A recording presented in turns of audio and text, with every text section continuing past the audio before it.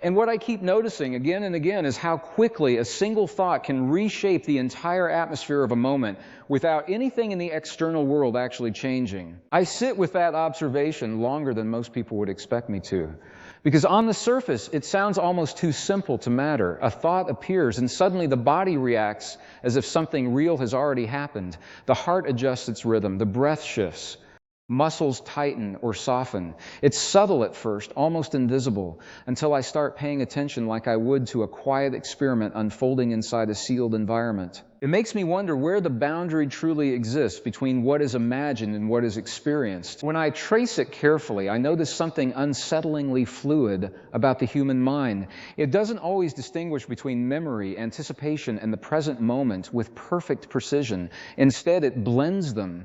It paints reality using whatever material is most emotionally charged at the time. And I find myself asking, if the mind is constantly constructing the experience of now, then what exactly are we calling reality? There are moments when I deliberately shift my attention inward, away from the noise of interpretation. In those moments, I can feel how quickly perception reorganizes itself. A situation that felt heavy a minute ago begins to loosen its edges. Not because the situation changed, but because my internal framing of it did. That shift feels almost like a hidden lever inside consciousness, a point where attention itself becomes creative. I don't say that lightly, because it challenges something most of us assume without questioning, that we are responding to the world as it is, rather than participating in how the world is experienced. And when I sit with that idea long enough, I begin to notice how deeply emotional states color perception. A calm mind doesn't just think differently, it sees differently. The same environment can feel open or closed, safe or threatening, meaningful or empty, depending entirely on the internal state observing it. This is where modern neuroscience begins to echo what older contemplative traditions hinted at in their own language.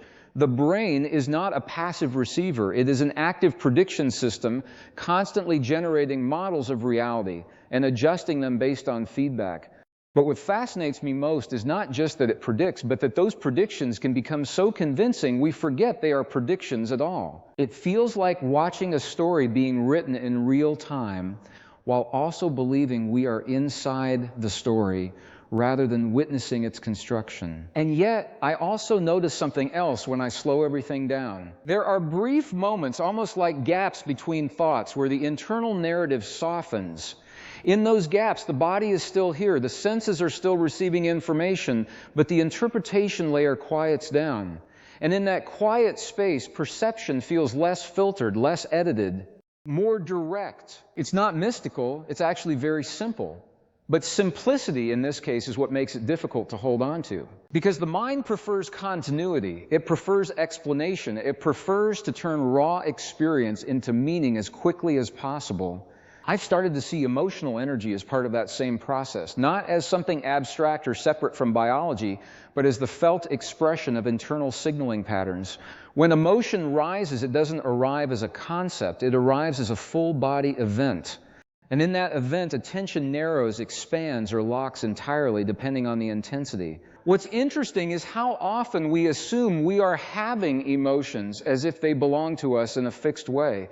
But when I observe closely, it feels more accurate to say we are entering emotional states that temporarily reorganize how consciousness itself is functioning. And if that is true, then emotional regulation is not just about control, it's about literacy. Learning to read the language of internal experience well enough that we are no longer fully identified with its first draft. I find myself returning often to this question. If attention is the instrument through which reality is experienced, then what happens when attention becomes trained rather than scattered? In quiet moments, I experiment with this, not as a technique, but as an inquiry. I notice how attention behaves like a living force. When it is fragmented, the world feels fragmented. When it is steady, even complexity begins to feel organized. And when it becomes deeply present, there is a strange sense that time itself is less rigid than it usually appears. This is where the conversation between ancient insights and modern science begins to feel less like comparison and more like convergence. Different languages pointing toward a similar observation, that consciousness is not just something happening inside the brain, but something that shapes how experience is assembled in the first place. Still, I remain cautious with interpretation, because it is easy to turn these observations into beliefs, and beliefs can quietly harden into assumptions that stop further inquiry.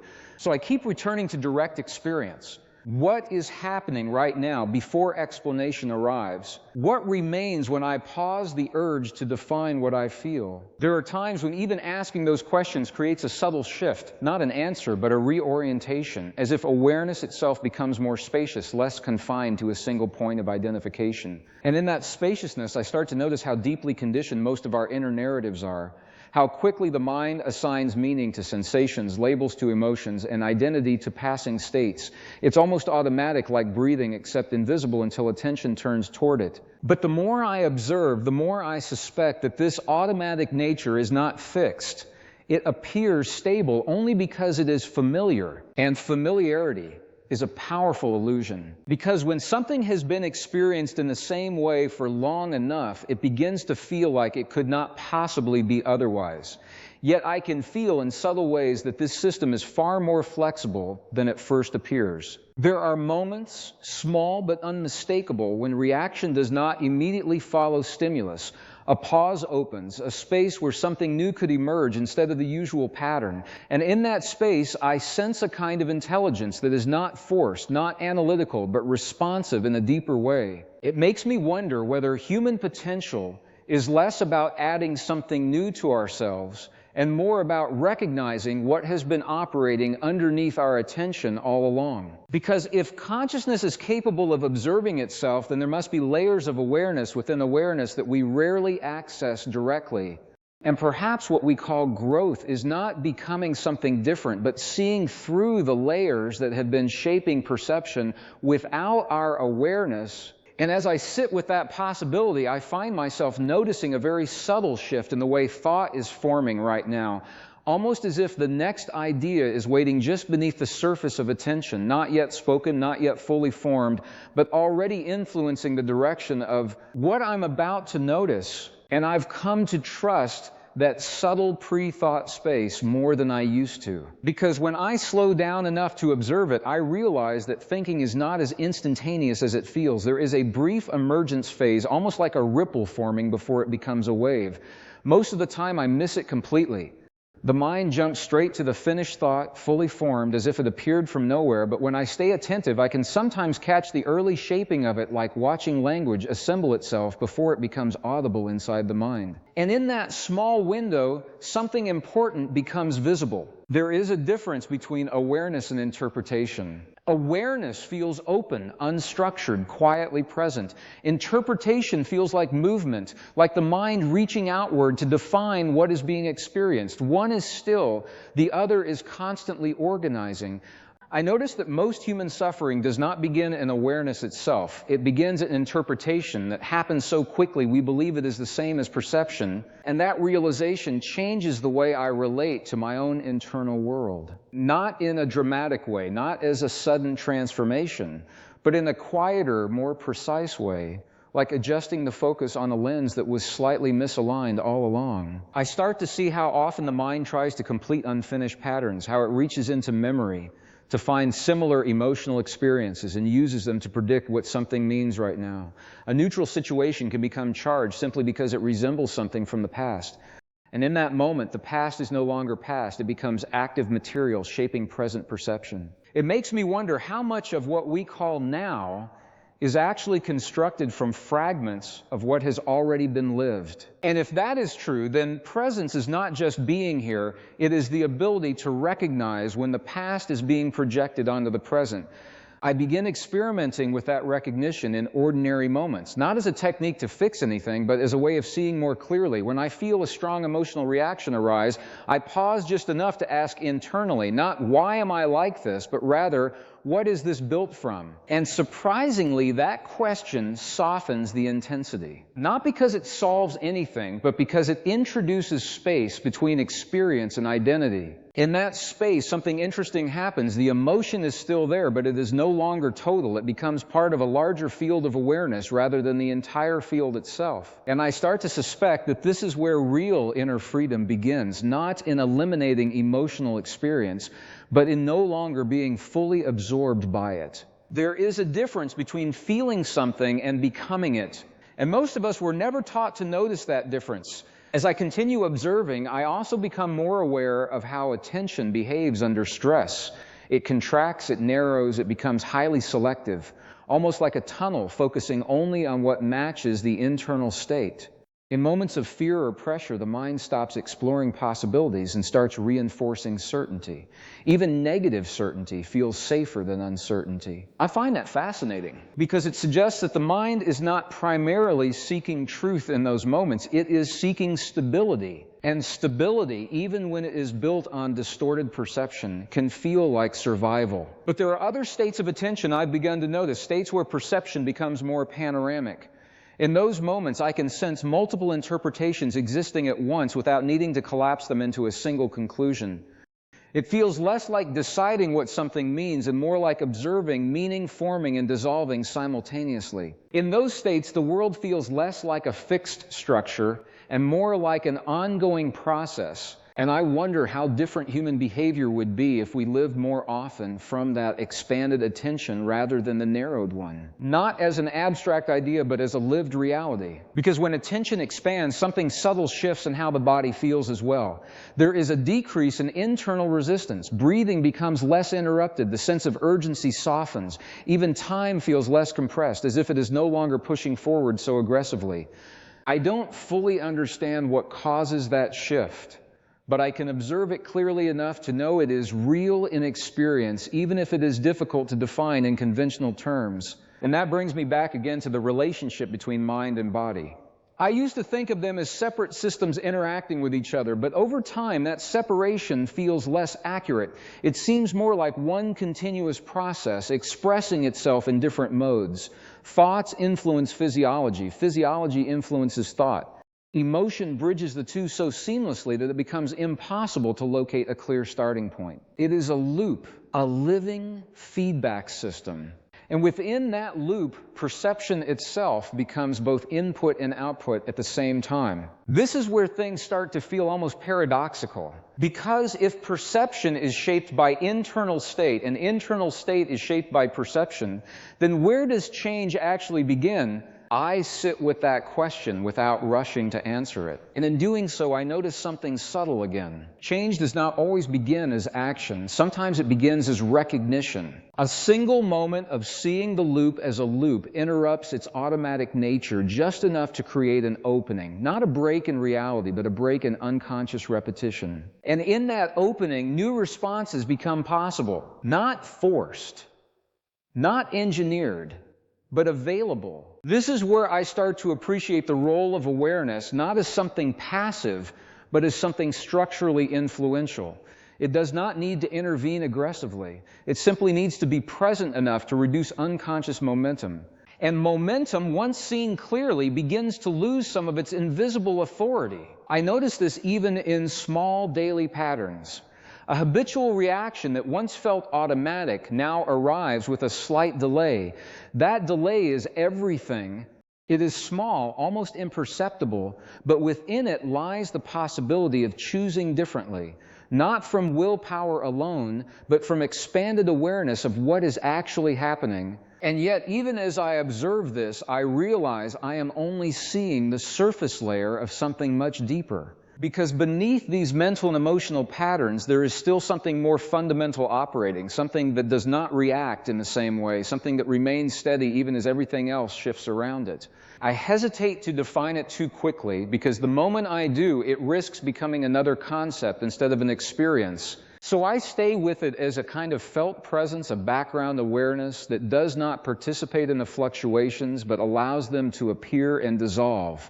And the more I notice it, the more I wonder whether this underlying awareness has always been here, quietly unchanged, while everything else has been moving within it without interruption. It feels like standing at the edge of something vast but intimately familiar, as if I've always known it without having the language to point toward it directly. And as I try to remain with that recognition just a little longer, I begin to sense the faintest emergence of a new question forming beneath everything else, not fully clear yet, but already shifting the direction of where attention is about to shift again. And I notice something interesting about questions themselves. A question is not just language, it is direction. It organizes attention before any answer exists. And in that sense, I begin to see that the quality of my inner questions determines the architecture of my inner experience, long before any conclusion is reached. Most of the time, I used to believe answers were the most important part of thinking, but now I'm starting to suspect that answers are actually secondary structures, temporary resting points for attention. The real movement begins with the question, with the subtle shaping of where awareness is being invited to go. And when I observe my mind carefully, I see how often questions are not consciously chosen. They arise from emotion, from memory, from habit. A worried state produces worried questions. A curious state produces open questions. A defensive state produces narrowing questions. It's almost as if the emotional body is quietly setting the agenda for cognition before cognition even realizes it is participating.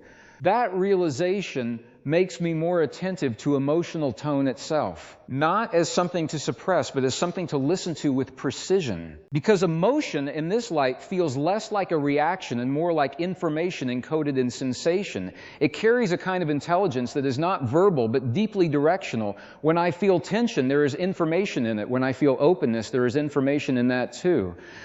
The body seems to be constantly speaking in a language that predates thought.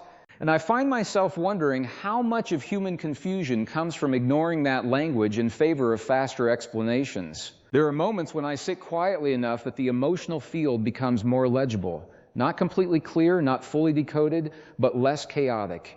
And in those moments, I can sense how emotions are layered. There is the immediate sensation, raw and physical.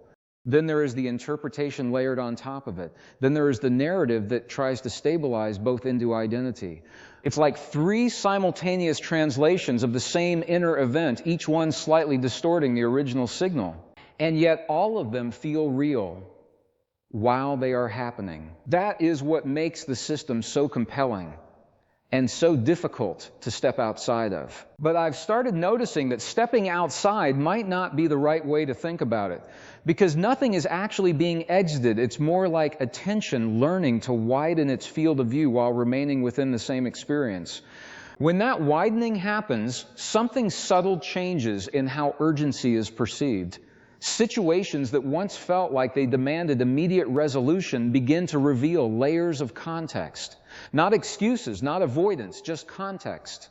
And context has a way of dissolving the illusion of absolute meaning. I find this particularly striking in moments of internal conflict. When two opposing impulses arise at the same time, the mind usually tries to choose one and eliminate the other. But when I stay with the tension without rushing it, something unexpected begins to happen. The conflict does not always resolve by elimination. Sometimes it resolves by integration, or by revealing that both impulses were pointing toward a deeper need that had not yet been clearly seen. It feels like the mind is constantly simplifying reality for the sake of action, but awareness is capable of holding complexity without collapsing it prematurely. And that difference changes everything about how experience unfolds. There are also times when I become aware of how quickly identity forms around repeated patterns. A thought happens enough times and it starts to feel like me. An emotion returns often enough and it begins to feel like personality. Even preferences and aversions, when repeated, begin to harden into self-definition. But when I observe closely, none of these elements are stable. They appear, shift, fade, and return in different configurations depending on conditions I did not consciously choose. And that raises a quiet but unavoidable question about what is actually meant by self. I don't rush toward an answer because every answer I've encountered so far feels too small for the experience itself. Instead, I keep returning to observation. What is here before naming? What remains consistent even as thoughts, emotions, and sensations change shape? And in that returning, I begin to notice something subtle in the background again. Not a thought, not a feeling, but a kind of witnessing quality that does not seem to participate in the fluctuations, yet is always present when they occur. It is not separate from experience. It is more like the space in which experience becomes possible. And the more attention rests there, the less urgent everything else feels. Not because it becomes unimportant, but because it becomes less absolute. Thoughts are still thoughts, emotions are still emotions, but they no longer carry the same weight of finality. There is a softness in that recognition that is difficult to describe without turning it into something too conceptual. So I try to stay closer to direct noticing. Even now, as language forms in my mind, I can sense how quickly meaning is being assembled from something much simpler underneath. Sensations in the body, subtle shifts in attention, tiny pulses of anticipation about what comes next, all of it happening before words arrive to organize it. And I start to wonder how much of intelligence is actually nonverbal, how much knowing exists before thought claims ownership of it.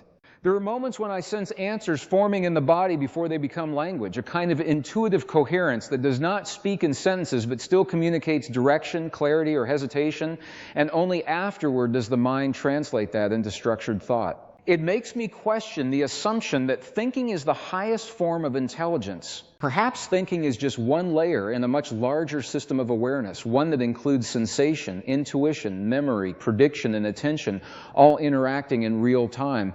And if that is true, then human potential may not be about thinking more, but about perceiving more completely what is already happening within us. I notice, too, that when attention becomes more refined, time itself feels less fragmented. The separation between past and future becomes less rigid. Memories feel less like distant events and more like patterns still active in shaping perception. The future feels less like something approaching and more like something being continuously generated from present conditions. It creates a strange sense that time is not moving through me, but that I am moving through different densities of experience within a larger field that does not itself seem to age or accelerate. And I don't fully know what to do with that perception except to observe it without forcing interpretation. Because every time I try to define it too sharply, something essential seems to slip away. So I remain with it in its unfinished form. And as I do, I notice again how easily the mind reaches for completion. It wants closure, it wants resolution, it wants the story to stabilize into something understandable. But something deeper in awareness resists that stabilization, not out of confusion, but out of openness. As if understanding itself is not meant to be fixed, but continuously unfolding. And in that unfolding, I begin to sense the faint edge of another layer beneath even this recognition, something not yet fully accessible, but already influencing the way attention is beginning to turn inward again, as if the act of looking is being quietly redirected from within itself. And I've started to notice that this redirection is not random. It feels intelligent. Not intelligent in the way we usually define problem solving or analysis, but intelligent in the sense of adaptive awareness. Something within the system responding to how closely it is being observed. The more carefully I watch the mind, the more it seems to simplify its behavior, almost as if it is adjusting its own signal to remain understandable. That observation unsettles me in a quiet way, because it suggests that what I call mind is not a static object I am observing, but a responsive process that includes the observer as part of its functioning. And in that realization, the boundary I used to assume between me and my thoughts becomes less stable, not erased, not dissolved, but less absolute. There are still thoughts, there are still reactions, there is still a sense of individuality moving through experience, but the ownership of those experiences begins to feel less solid than before. It is as if experience is happening and identity is something that forms around it afterward, like condensation forming on glass after a change in temperature. I find myself sitting with that metaphor longer than expected, because it changes the role of awareness from participant to witness, and then subtly again from witness to the space in which participation and witnessing both appear. And that shift is difficult to articulate without turning it into philosophy. But what I'm actually noticing is simpler than language can comfortably hold. Experience is happening, and something within experience is aware of it, and that awareness does not seem to be located in the same place as the content it observes. When I rest attention there, even briefly, the usual intensity of thought begins to soften, not disappear, just lose its urgency. And in that softened space, I begin to notice something else: how much energy the mind spends maintaining continuity. It is constantly stitching together moments into a narrative that feels stable enough to inhabit. Without that stitching, experience would feel fragmented, unfinished, perhaps even disorienting. But I also begin to wonder whether that fragmentation is actually closer to reality than the narrative we build on top of it.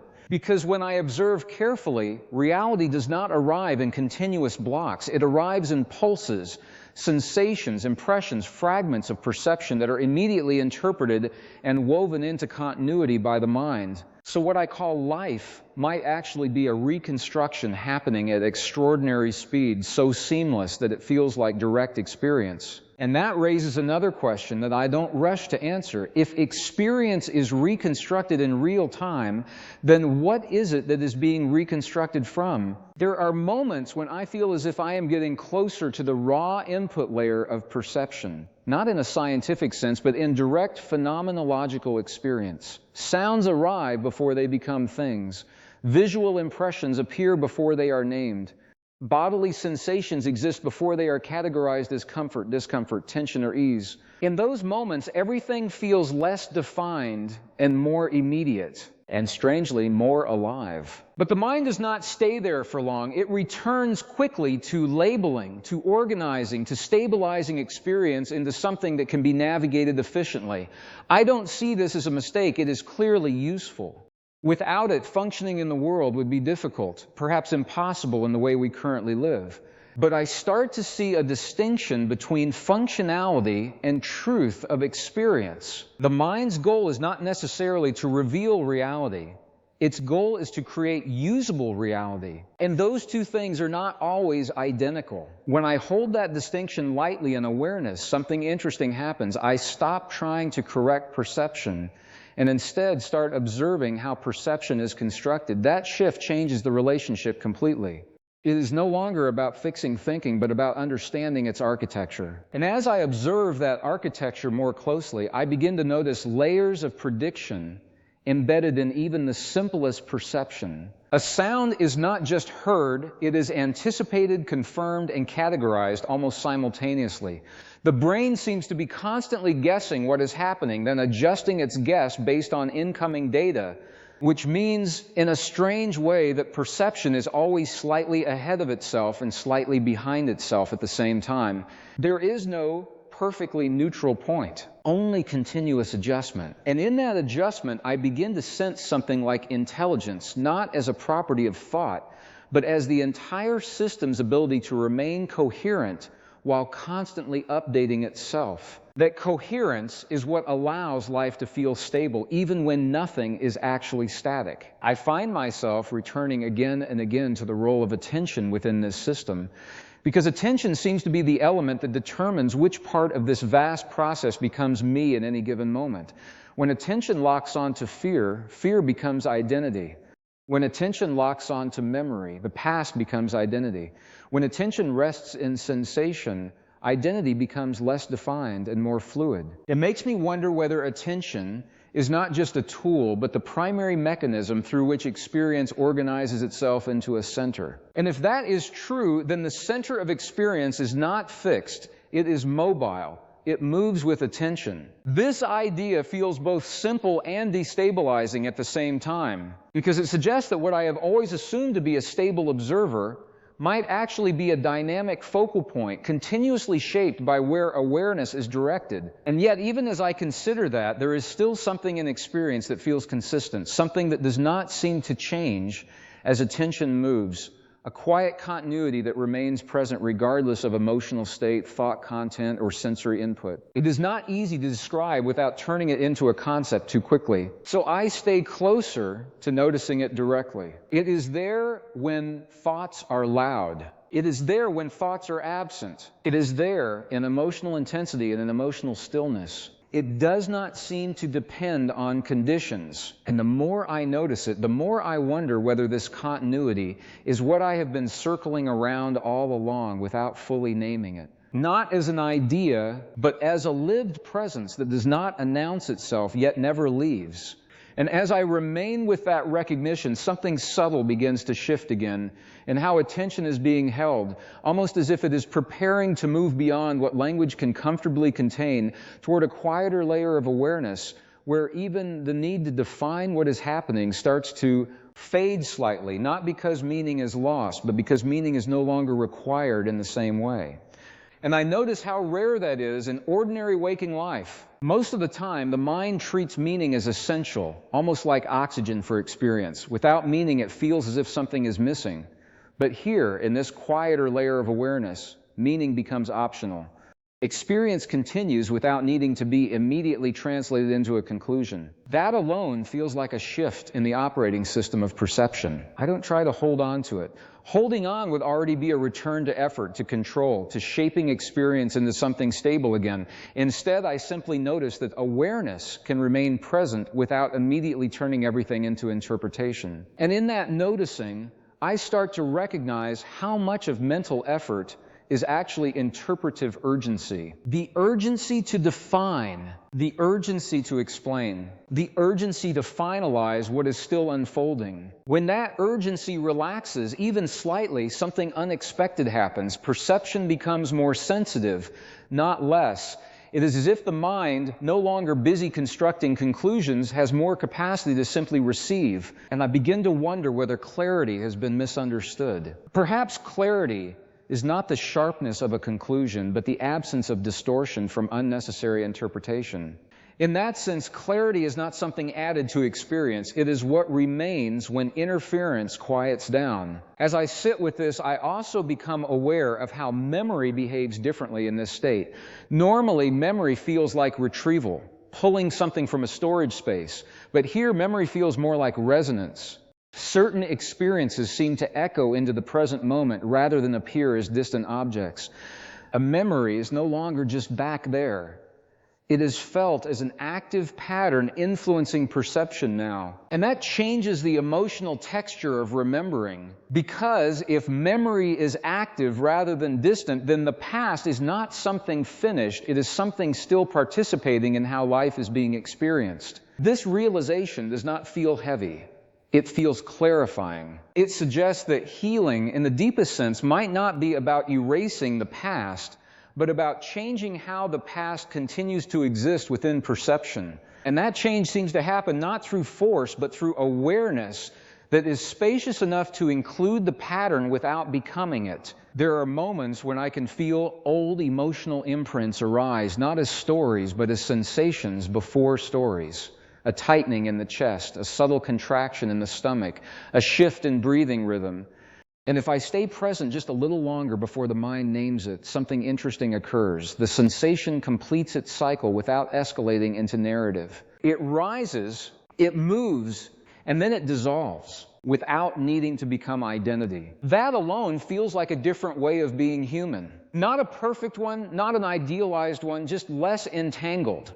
But even as I notice that, I also see how quickly the mind tries to turn this into a goal. It wants to reproduce the state. It wants to stabilize it. It wants to turn awareness into a method. And I understand why. The mind is structured to repeat what feels beneficial. But what I am observing is not something that can be held in repetition. It depends on freshness, on direct contact, on not turning it into a fixed technique.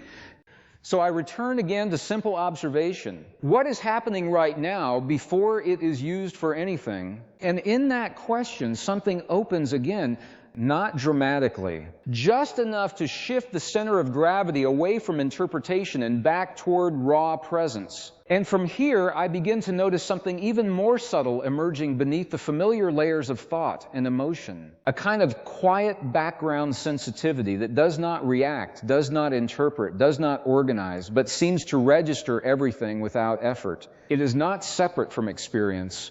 It is embedded within it, like space inside movement. And the more I attend to it, the less distinct the boundary becomes between observer and observed.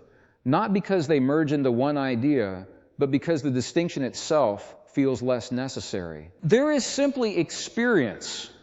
And awareness of experience and the line between them is not fixed. At times it feels sharp. At times it dissolves entirely. And I start to notice that even the desire to understand this separation is itself another movement within the same field, another layer of thought trying to stabilize what cannot be held still. So I let it remain unfinished, not as a limitation, but as a recognition that some aspects of experience are not meant to be concluded, only witnessed as they continue to unfold. And as I stay with that unfolding, I become aware of a deeper stillness beneath everything again, something that does not seem to arise or disappear even as everything else continues to shift around it. It does not announce itself as important. It does not demand attention, but it is always already here. And as I rest even briefly in the recognition of that quiet continuity, I can feel the next layer of experience beginning to form, not as thought yet, not as language yet, but as something just at the edge of awareness, gently shaping what will come next, as attention begins to... When we step back from the flow of experience we've been exploring, something becomes clearer. What we've been calling mind is not a single thing, but a layered process. Part biology, part prediction, part memory, and part lived awareness. And the first insight I want you to really sit with is this. Your experience of reality is not a direct recording of the world. It is a construction, not a false one, not an illusion in the dismissive sense, but a continuous reconstruction happening so quickly, so seamlessly, that it feels like raw reality itself. Let me make this simple. Imagine you are watching a high-definition film. What you see feels continuous, smooth motion, stable objects, consistent time, but behind the screen, the image is actually made of frames. Your brain works in a similar way. It takes fragmented sensory inputs, light, sound, pressure, internal signals, and stitches them together into a continuous experience. Neuroscience calls this predictive processing. The brain is not just reacting to the world, it is constantly predicting what it expects to happen next, then correcting those predictions based on incoming information. So in a very real sense, you are living slightly ahead of the present moment and slightly behind it at the same time. Now here's where it becomes deeply personal. If perception is a prediction, then emotion is the energy behind the prediction. Think of emotion like the background weather inside your mind. When the weather is calm, your predictions become flexible. You see situations more clearly. But when the weather turns stormy, fear, anger, anxiety, your predictions become rigid. The mind stops exploring possibilities and starts locking into survival interpretations. That's why two people can live through the same situation and experience entirely different realities.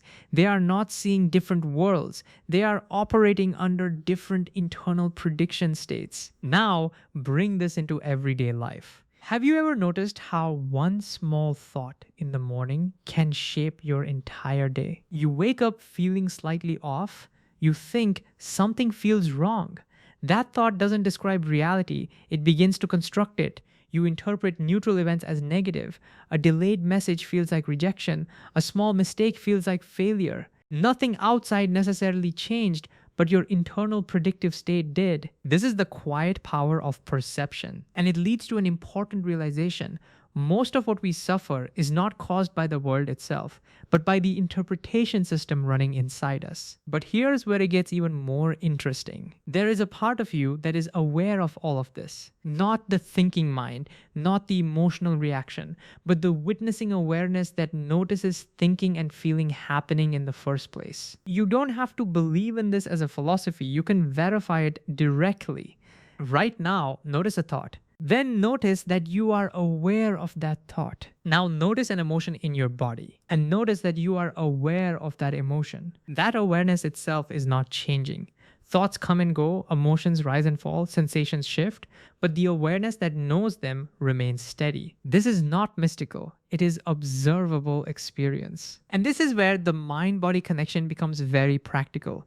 Your nervous system does not respond to the world directly. It responds to your interpretation of the world. If your mind interprets a situation as threat, your body activates stress chemistry. Heart rate increases, breath shortens, muscles tighten. If your mind interprets the same situation as safe or manageable, the body regulates itself differently. So when people talk about emotional energy, what they are often describing is the physiological state generated by perception. This is why practices like conscious breathing, grounding attention in the body, or simply pausing before reacting are so powerful. They interrupt the automatic loop between interpretation and physiological response. Let me give you a simple real life example. Imagine someone sends you a short message, "We need to talk." That message is neutral in content, but your mind instantly predicts meaning. If your internal state is anxious, the prediction becomes negative, "I'm in trouble." Your body reacts before anything real has happened. Now notice what's actually occurring. You are reacting to a prediction about a future that has not arrived. This is how most emotional stress is generated, not from events, but from imagined interpretations of events. So, what can we do with this understanding in daily life? First, learn to slow down the interpretation layer. This doesn't mean suppressing thought, it means noticing the moment between sensation and story. For example, when you feel a strong emotion, instead of immediately asking, "What does this mean?" try asking, "What is happening in the body right now?" This shifts attention from narrative to direct experience. Second, practice recognizing prediction loops. When you feel stress, pause and ask, "What am I assuming will happen next?" This question alone can break unconscious momentum. Because most anxiety is not about what is happening, it is about what the mind predicts might happen. Third, train attention like a skill. Attention is not passive, it is the mechanism that determines what becomes your lived reality. If attention is scattered, experience feels chaotic. If attention is steady, experience feels more coherent. A simple practice is this: spend a few minutes a day just noticing sensations without labeling them, sounds without naming them, breath without controlling it, thoughts without following them. You are not trying to stop anything. You are training awareness to remain present without immediately constructing meaning. Over time, something subtle shifts. You begin to notice the space between stimulus and reaction. And in that space, choice becomes possible. Not forced choice, not rigid control, but a natural pause where automatic patterns lose their absolute authority. Now, let's connect this to a deeper insight from both modern neuroscience and contemplative observation. The brain is not just a thinking organ, it is a meaning making system embedded in a body, continuously updating itself based on feedback from internal and external signals. But awareness, the simple fact of knowing experience, is not reducible to those signals alone. It is the context in which they appear. This distinction matters in real life because it changes how you relate to yourself. You are not just your thoughts, you are not just your emotions, you are not just your reactions. You are the field in which all of them are happening. And when that is recognized even briefly, identity becomes less rigid.